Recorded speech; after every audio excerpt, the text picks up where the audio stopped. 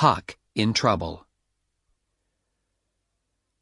You don't know about me if you haven't read a book called The Adventures of Tom Sawyer. Mr. Mark Twain wrote the book, and most of it is true. In that book, robbers stole some money and hid it in a very secret place in the woods. But Tom Sawyer and I found it, and after that, we were rich. We got $6,000 each, all gold. In those days, I never had a home or went to school like Tom and all the other boys in St. Petersburg. Pop was always drunk, and he moved around a lot, so he wasn't a very good father. But it didn't matter to me. I slept in the streets or in the woods, and I could do what I wanted when I wanted. It was a fine life. When we got all that money, Tom and I were famous for a while. Judge Thatcher, who was an important man in our town, kept my money in the bank for me. And the widow Douglas took me to live in her house and said I could be her son. She was very nice and kind, but it was a hard life because I had to wear new clothes and be good all the time. In the end, I put on my old clothes and ran away. But Tom came after me and said that I had to go back, but that I could be in his gang of robbers. So I went back, and the widow cried, and I had to put on those new clothes again. I didn't like it at all. Her sister, Miss Watson, lived there too. She was always saying, "Don't put your feet there, Huckleberry," and "Don't do that, Huckleberry." It was terrible. When I went up to bed that night, I sat down in a chair by the window. I sat there a good long time, and I was really unhappy. But just after midnight, I heard meow, meow outside.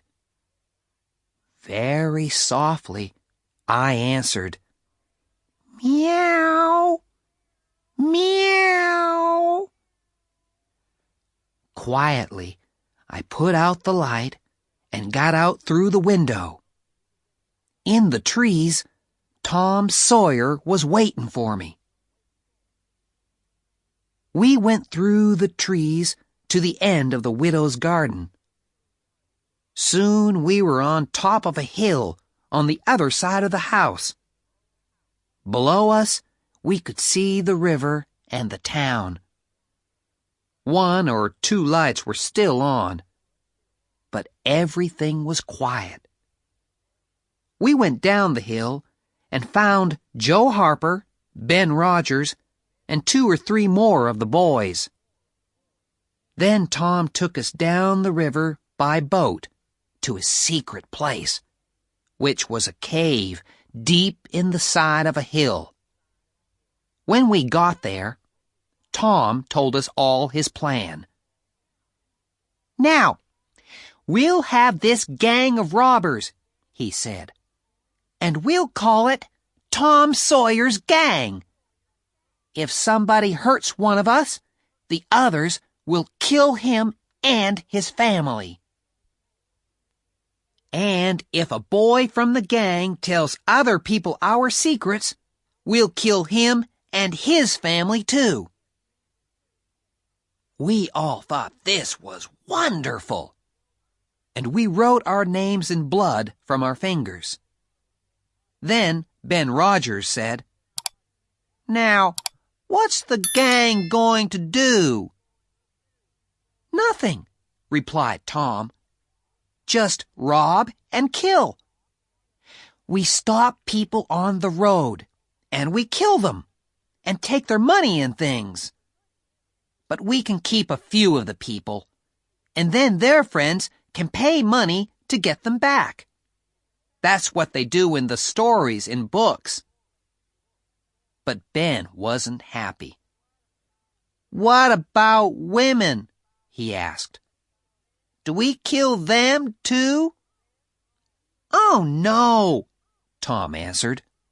"We're very nice to them, and they all love us, and they don't want to go home." "Then the cave will be full of women and people waiting, and we'll have to watch them all night." "We'll all go home now," Tom said, "and we'll meet next week, and we'll kill somebody and rob somebody." Ben wanted to begin on Sunday, but the others said no. It was bad to kill and rob on a Sunday. My clothes were very dirty, and I was very tired when I got back. Of course, the next morning, Miss Watson was angry with me because of my dirty clothes, but the widow just looked unhappy. Soon after that, we stopped playing robbers because we never robbed people, and we never killed them. Time went on, and winter came. I went to school most of the time, and I was learning to read and write a little.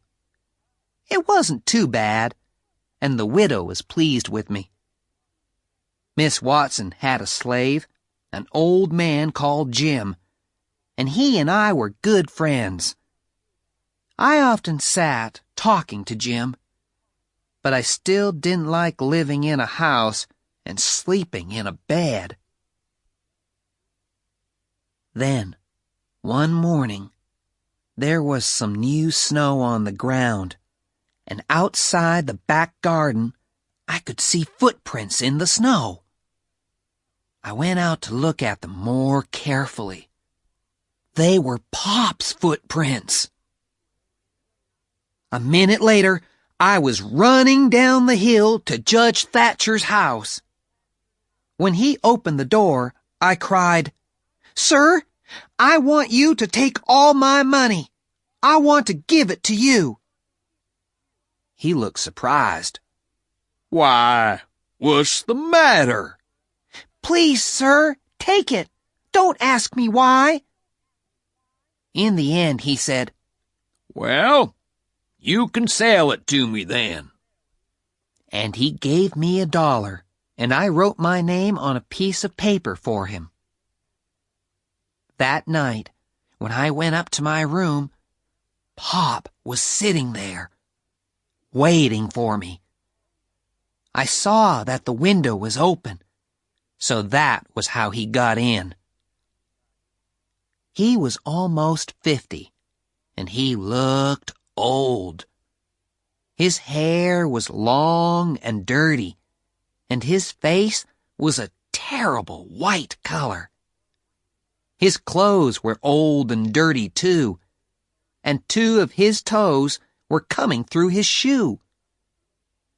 He looked at me all over for a long time, and then he said, "Well, just look at those clean, tidy clothes. And they say you can read and write now. Who said you could go to school?" "The widow," I began. "Oh, she did she? Well, you can forget about school. I can't read, and your mother couldn't read. No one in our family could read before they died. So who do you think you are? Go on, take that book and read to me." I began to read, but he hit the book and it flew out of my hand, across the room. Then he shouted, "They say you're rich. How's that?" "It isn't true." "You give me that money. I want it. Get it for me tomorrow." "I haven't got any money. Ask Judge Thatcher. He'll tell you. I haven't got any money." "Well, give me what you've got in your pocket now.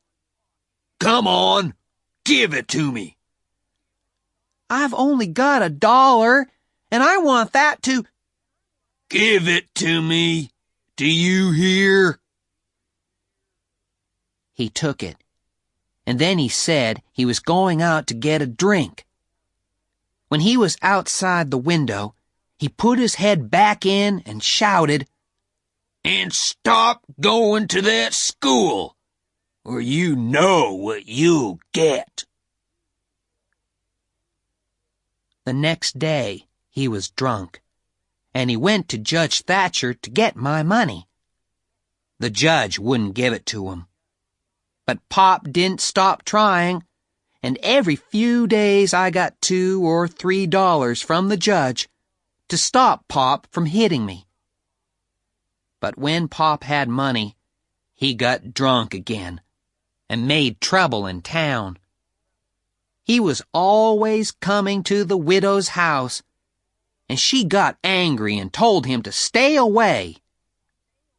Then Pop got really angry, and one day he caught me and took me a long way up the river in a boat. I had to stay with him in a hut in the woods, and I couldn't go out by myself. He watched me all the time. The widow sent a man to find me and bring me home, but Pop went after him with a gun, and the man ran away. Chapter 2. Huck escapes and finds a friend.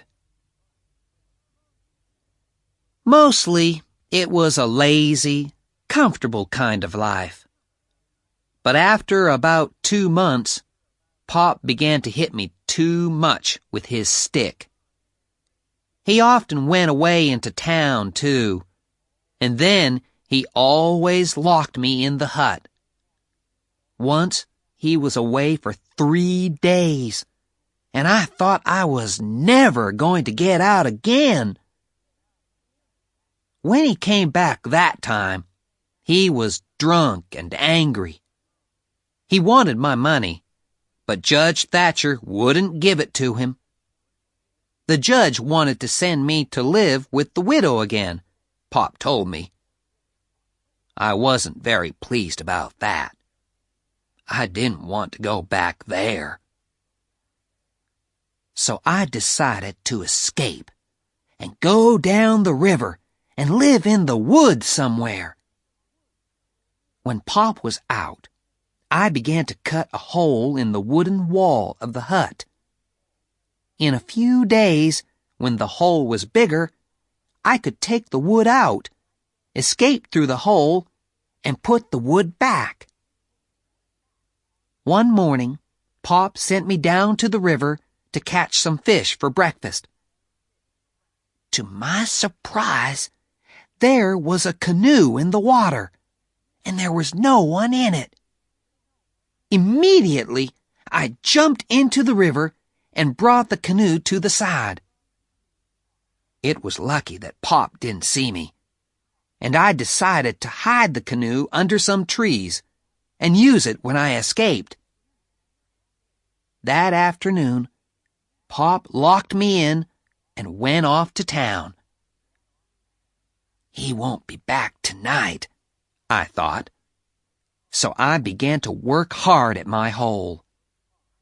Soon, I could get out through it, and I carried food and drink and Pop's gun down to the canoe.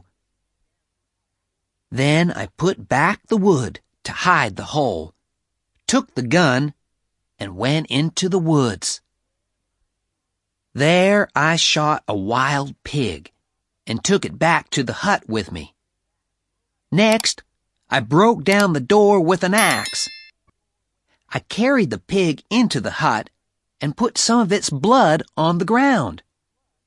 Then I put some big stones in a sack and pulled it along behind me to the river.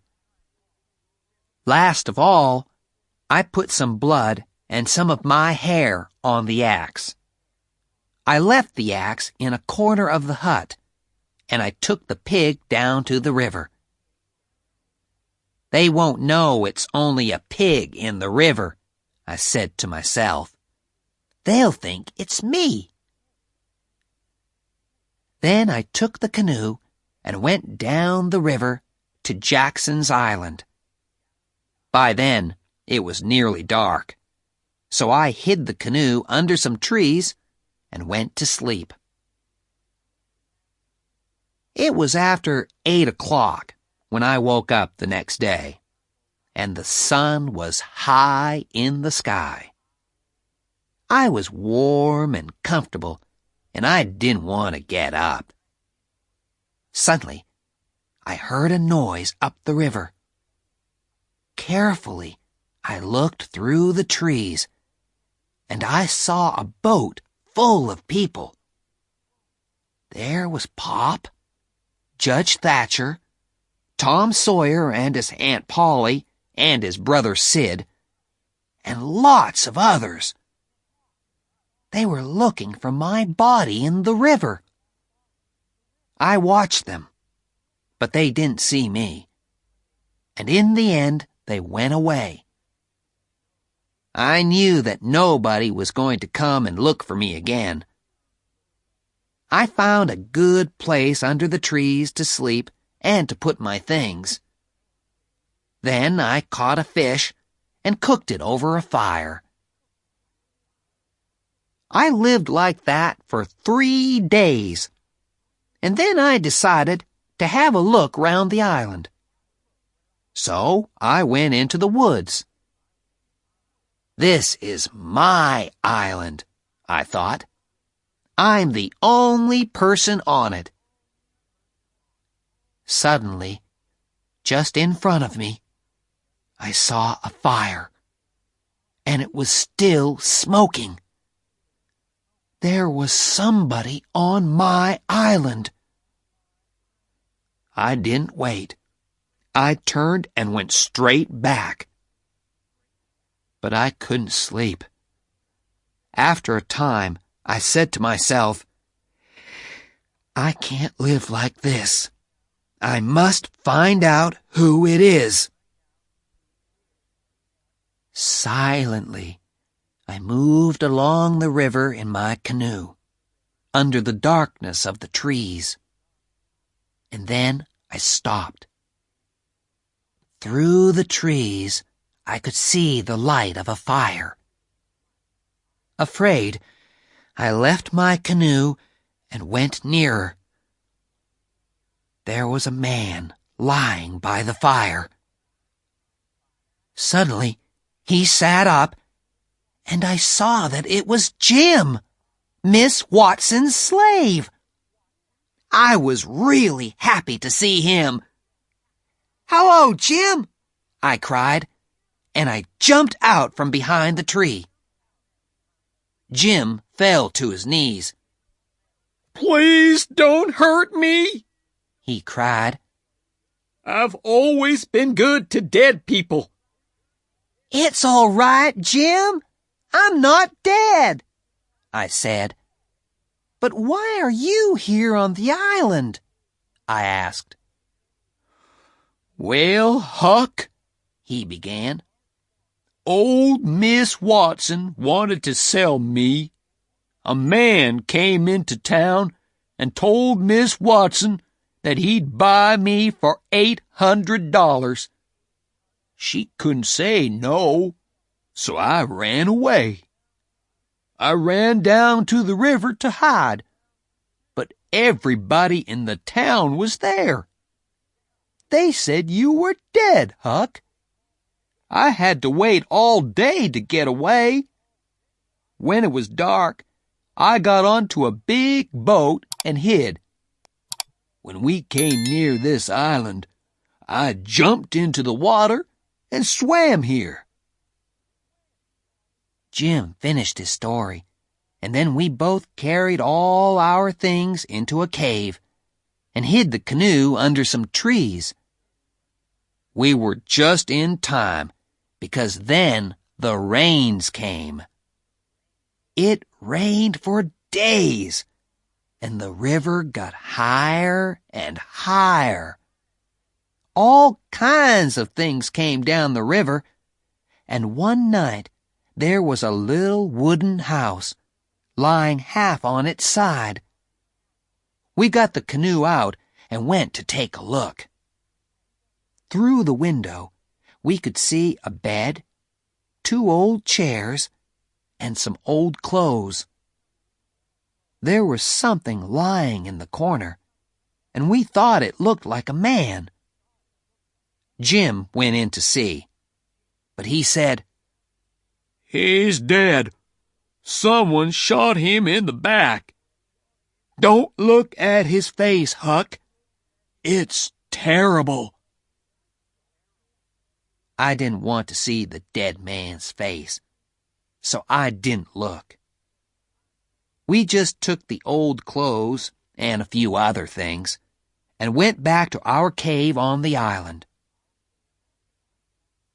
Another night, when we were out looking for things on the river, we found a raft. It was made of good, strong wood and was about 4 meters by 5 meters. "This could be useful," I said to Jim. So we pulled it back to the island behind the canoe and tied it up under the trees. Chapter 3. Huck and Jim travel south. For some days, everything went along quietly. But we were getting bored. We wanted to know what was happening in town, and so I decided to go and find out. Jim said, "Why don't you wear the old dress and the hat that we found in the house? People won't know you then. They'll think you're a girl." And so I did. Just after it was dark, I got into the canoe and went up the river to the bottom of the town. There, I left the canoe and went on foot. Before long, I came to a little house, which was always empty. Now, there was a light on, and when I looked through the window, I saw a woman of about 40. She was a stranger, and that was good, because she didn't know me. So I knocked on the door. "I must remember that I'm a girl," I said to myself. The woman opened the door. "Come in," she said. She looked at me with her little bright eyes.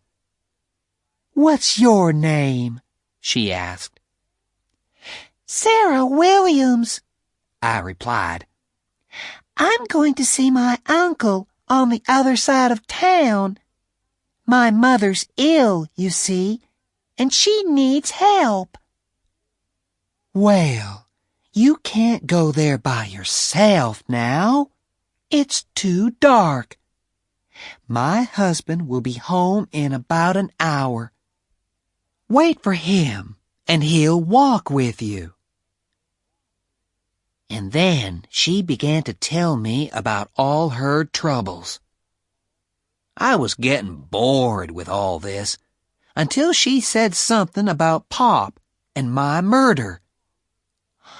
"Who did it?" I asked. "Well," she replied, "some people say old Finn did it himself. Other people think it was a slave who ran away that night. His name was Jim.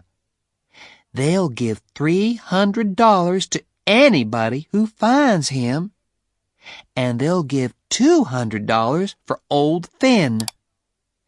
He got drunk and left town with 2 strangers. A lot of people think he killed his boy, and he's going to come back one day and get all Huck Finn's money.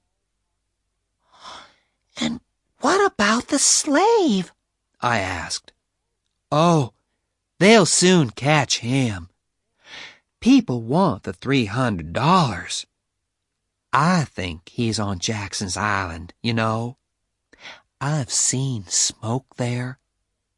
My husband's gone to get 2 of his friends, and they're going over there with a gun later tonight. When I heard this, my hands began to shake. The woman looked at me strangely, but then she smiled and said kindly, "What did you say your name was?" Mary Williams. "Oh," she said, "I thought it was Sarah." Well, yes it is. Sarah Mary Williams. Some people call me Sarah, and some people call me Mary, you see. "Oh, do they?" She smiled again. "Come on now. What's your real name? Bill? Bob? I know you're not really a girl." So then I had to tell her another story, with a different name, and I said I was running away. She said she wouldn't tell anybody, and gave me some food before I left. I hurried back to the island and Jim. "Quick, Jim!" I cried, waking him up. "They're coming to get us!" We got out the raft as fast as we could, put all our things on it, tied the canoe on behind, and moved off down the river. When it began to get light, we hid. When it was dark again, we traveled on. On the 5th night, we passed St. Louis, and we decided to go on down to Cairo in Illinois, sell the raft there, and get a boat to Ohio. There are no slaves in Ohio. We slept for most of that day, and we began our journey again when it was dark. After some time, we saw lights on the Illinois side of the river, and Jim got very excited. He thought it was Cairo. Jim got the canoe ready, and I went off in it to take a look at those lights. But it wasn't Cairo. After that, we went on down the river. It was very dark that night, and it wasn't easy to see where we were going. Suddenly, a big steamboat came at us very fast, and the next minute it was right over us. Jim and I jumped off the raft into the water. The boat hit the raft and went on up the river. When I came up out of the water, I couldn't see Jim anywhere. I called out his name again and again, but there was no answer. He's dead, I thought. Slowly, I swam to the side of the river and got out. I saw that I was near a big old wooden house. Suddenly, a lot of very angry dogs jumped out at me. They made a terrible noise, and someone called from the house, "Who's there?" "George Jackson," I answered quickly. I've fallen off a riverboat. Well, the people who lived in that house were very kind, and they took me in and gave me some new clothes and a good meal. I told them that my family were all dead, so they said I could stay with them as long as I wanted. It was a beautiful house, and the food was good there, so I stayed. A few days later, one of the slaves in the house came to me and said, "Come with me." Together, we went down to some trees by the river. "In there," he said, and went away. On the ground, I found a man asleep. It was Jim! I was really pleased to see him. When the steamboat hit the raft, Jim told me, the raft didn't break up. Jim swam after it and caught it. Then he began to look for me. We decided to leave at once. It's all right living in a house for a little while, but you feel more free and easy and comfortable on a raft. Chapter 4. The Duke and the King. 2 or 3 days and nights went by, and nothing much happened. We traveled at night when it was dark and everybody was asleep. We didn't want anyone to see Jim and ask questions about him. Then, one morning, just after it was light, I found a little canoe. So I got into it and went over to the side of the river. I was looking round when suddenly 2 men ran through the trees. "Help!" they cried. "There are men and dogs trying to catch us, but we've done nothing wrong." One of the men was about 70 years old. The other was about 30, and they both had very old, dirty clothes. I said they could come with me, and we ran quickly back to the canoe. Back on the raft, we talked for a time, and then the young man said, "My friends, I think I can tell you my secret now. I'm really a duke. My grandfather was the son of the Duke of Bridgewater, but he left England and came to America. When the old Duke died, my grandfather's younger brother stole everything and made himself the Duke of Bridgewater." Well, of course, we were all very unhappy for our friend the Duke, but he said, "I'll be happier if you do things for me. Bring me my dinner." So, we did things for him, and he liked it. But the old man spoke very little, and he looked unhappy too. After a time, he said, "You know, Bridgewater, I, too, have a secret." And he began to cry. "What do you mean?" the Duke asked. "What's your secret?" And then the old man told us that he was really the first son of the King of France. He asked us all to go down on one knee when we spoke to him. We could call him Your Majesty, too. So that was what we did, and they were both happy. Of course, I knew that they weren't really a duke and a king, but I didn't tell Jim. It's best if everybody is happy when you're living together on a raft. The king and the duke were very interested in Jim. Is he a slave? They wanted to know.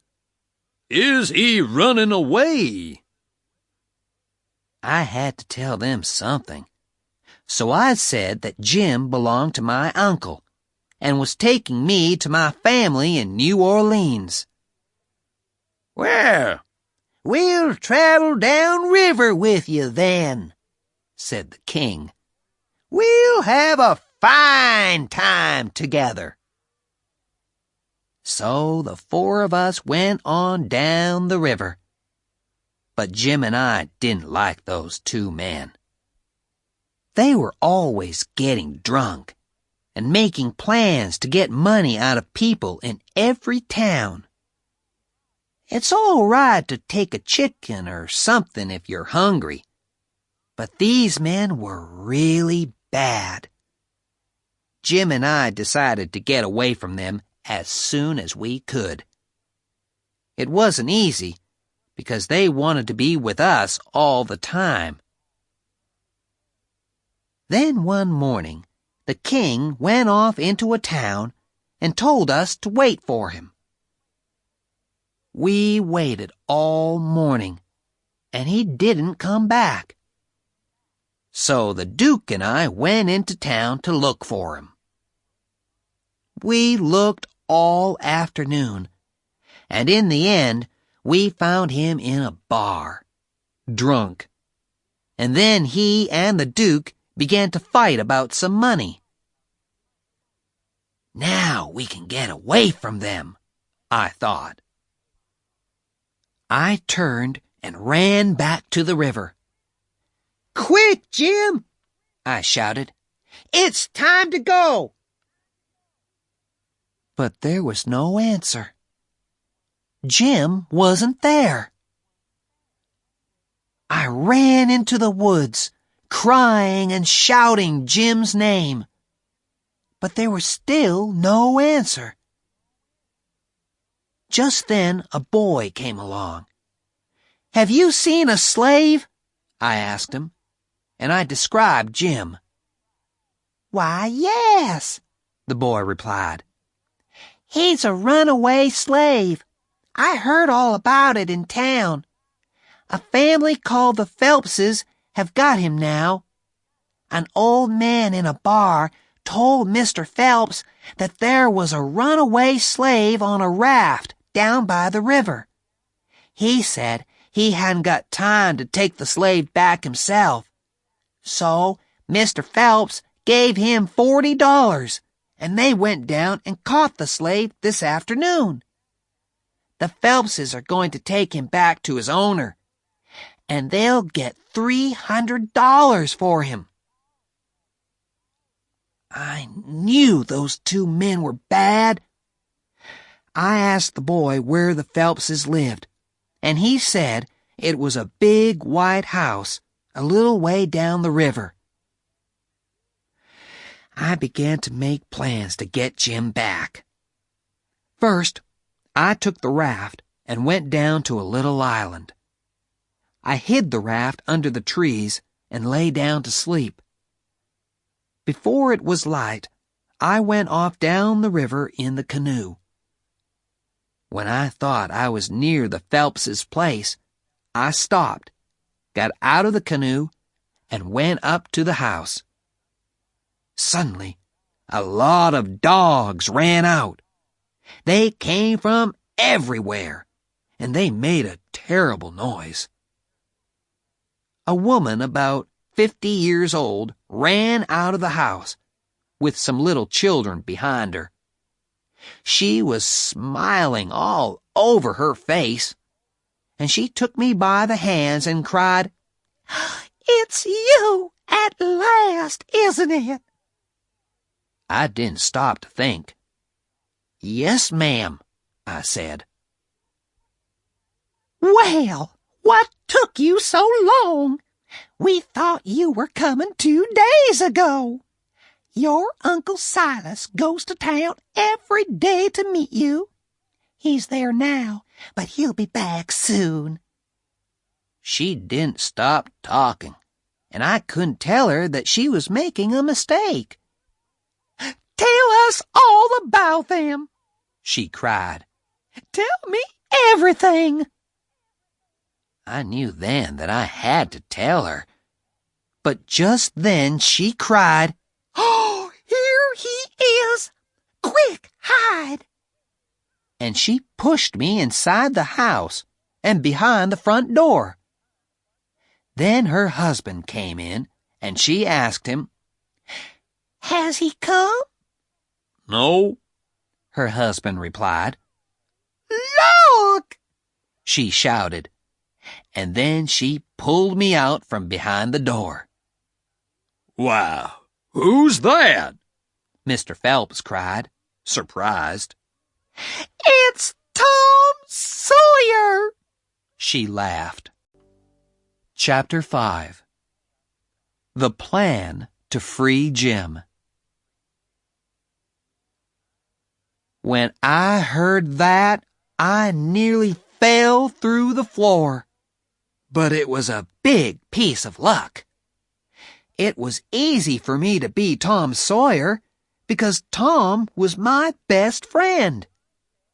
He and his brother Sid lived with their Aunt Polly up in St. Petersburg, and I knew all about them. Now I learned that Aunt Polly had a sister who was Mrs. Phelps. She and her husband were Tom's Aunt Sally and Uncle Silas, and Tom was coming down south by boat to stay with them for a bit. We all sat there talking, and I could answer all their questions about the Sawyer family. I was feeling really happy about this when suddenly I heard a boat on the river. Tom could be on that boat, I thought, and he's going to walk in here and call out my name before I can stop him. I've got to go and meet him. So I told the Phelpses that I would go into town to get my bags, which were at the boat station. I hurried up the road, and before I was halfway to town, there was Tom Sawyer coming along. When he saw me, his mouth fell open, and he looked a bit white in the face. Aren't you dead? He said. Everybody said that you were murdered. I'm not dead yet, I said. But listen. I told him about my adventures, and Tom loved all that. Then I told him about the Phelpses, and that they thought I was Tom Sawyer. What shall we do? I asked him. Tom thought for a bit, and then he said, I know. You take my bags and say they're yours. I'll come to the house in about half an hour. All right, I said. But there's another thing. You know old Miss Watson's slave Jim, who ran away? Well, he's a prisoner here, and I'm going to help him escape. Jim? Tom said. But he's... Then he stopped and thought. Right. I'll help too. I'll make a really good plan. He looked very excited. So I went back to the house with the bags, and Tom came along half an hour later. He knocked on the door, and when his Aunt Sally opened it, he said he was Sid, Tom's brother. He wanted his visit to be a surprise for his dear old Aunt Sally, he said. Well, Aunt Sally was very pleased to see Tom and Sid. She thought it was wonderful. She and Uncle Silas were really nice people. When we were alone later, Tom and I talked about Jim's escape. I said I had a plan, and Tom listened to it. It's a good plan, he said when I finished. But it's too easy. It's got to be a real escape, like a real adventure in a storybook. So we want something difficult and dangerous. Now, listen to this. So he told me his plan. I knew it would be a good one, because Tom's plans are always crazy and exciting. And we sure had a lot of fun with that plan. We knew that Jim was locked up in a hut outside the house. Every night, we got out through our bedroom window and dug a hole right under the wall of the hut. It took us a week, and it was hard work. We talked to Jim secretly and told him about the plan, and he was really pleased. We also wrote secret letters to everybody. Tom said that people always do this in books. We wrote that there was a gang of slave thieves coming up from the south. They wanted to steal Jim and get the $300 from his owner. Well, the Phelpses and their friends got very excited. And on the night of the escape, I went into the sitting room, and there was a crowd of men in there, all with guns. I ran and told Tom, and he said that this was really good. "It's a real adventure now, all right," he said, very excited. "Perhaps they'll come after us and shoot, and we'll all get killed." Well, there wasn't time to think about it, because it all happened so quickly. We got Jim out through the hole under the wall and began to run down to the river. But the men heard us and came after us. They began to shoot, and so we ran as fast as we could to the canoe. We got in it and went over to Spanish Island. My raft was there, and our plan was to escape on that and go on down river. "Now, Jim," I cried, "you're a free man." We were all very happy, but Tom was the happiest of all, because he had a bullet in his leg. When Jim and I heard that, we weren't so happy. Tom wanted the adventure to go on, but Jim and I said that a doctor must look at Tom's leg. Tom was getting angry about this, but Jim said, "You listen to me, Tom Sawyer. You say I'm a free man now, and perhaps I am. But old Jim is not going to run away and leave one of his friends with a bullet in his leg. So I'm staying right here until a doctor comes." I knew Jim would say that. He was a good, true friend, and you can't say that about many people. Well, that was the end of the adventure, really. I went and found a doctor in the town. He was a kind old man, and he said he would go over to the island. But Tom's leg got very bad, and the next day the doctor and some other men carried Tom home to the Phelpses' house. They brought Jim, too, and they locked him up in the hut again. But the doctor said, "Be kind to him, because he didn't run away, and he stayed to help me with the boy." They took Tom up to bed because his leg was really bad. and Aunt Sally sat with him while he slept. I didn't want to answer any questions, so I kept out of everybody's way. When Tom woke up the next day, he felt better. I was in the room and he said to me, "Jim's all right, isn't he?" I didn't know what to say because Aunt Sally was listening, and before I could stop him, Tom went on. "We did it, Aunt Sally. Me and Tom here. We helped Jim escape."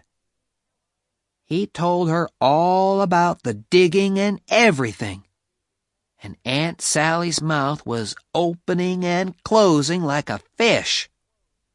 Then she got really angry with Tom. "That slave is locked up again, and he's going to stay there. And if I catch you again—" Tom suddenly sat up in bed. "You can't do that!" he cried. "Jim was old Miss Watson's slave, but she died 2 months ago. Before she died, she wrote that she wanted Jim to be free and not a slave anymore. Jim's a free man, not a slave."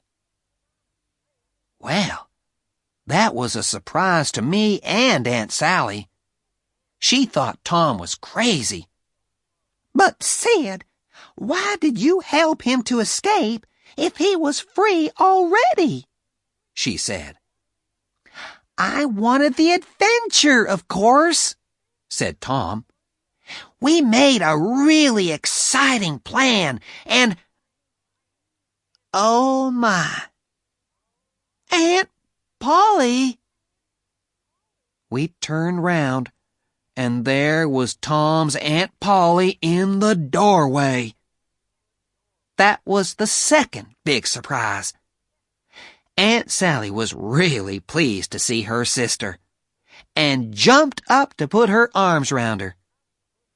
I got under the bed as fast as I could. There was trouble coming for me and Tom, that was for sure. Then Aunt Polly said to Tom, "You always were a terrible boy, Tom Sawyer, and I want to know—" "But, Polly, dear," said Aunt Sally, "this isn't Tom, it's Sid. Tom was here a minute ago. Where is he?" "Where's Huck Finn, you mean?" replied Aunt Polly. "Come out from under that bed, Huck Finn." So Tom and I had to explain everything. Aunt Polly said that Aunt Sally wrote and told her that Tom and Sid were there. She knew that it wasn't true, so she decided to come and find out what was happening. But she said that it was true about Miss Watson, and that Jim was a free man now. We got Jim out of the hut, and Aunt Sally and Uncle Silas were really nice to him. Later, Tom, Jim, and I had a long talk by ourselves. Tom talked and talked, and then he said, "Let's all 3 of us run away one night and go and have adventures in the wild country down south." It sounded like a good plan to me. "The only thing is," I said, "I haven't got any money to buy the right clothes and things. All my money back in St. Petersburg will be in Pop's pockets by now."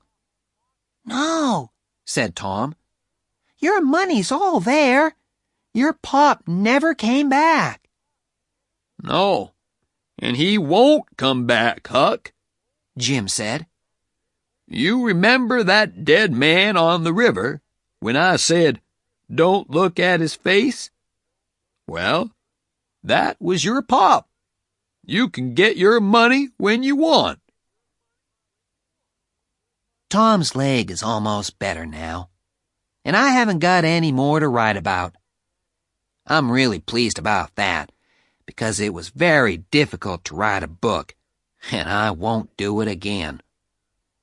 But I think I'm going to have to run away before the others, because Aunt Sally wants me to live with her.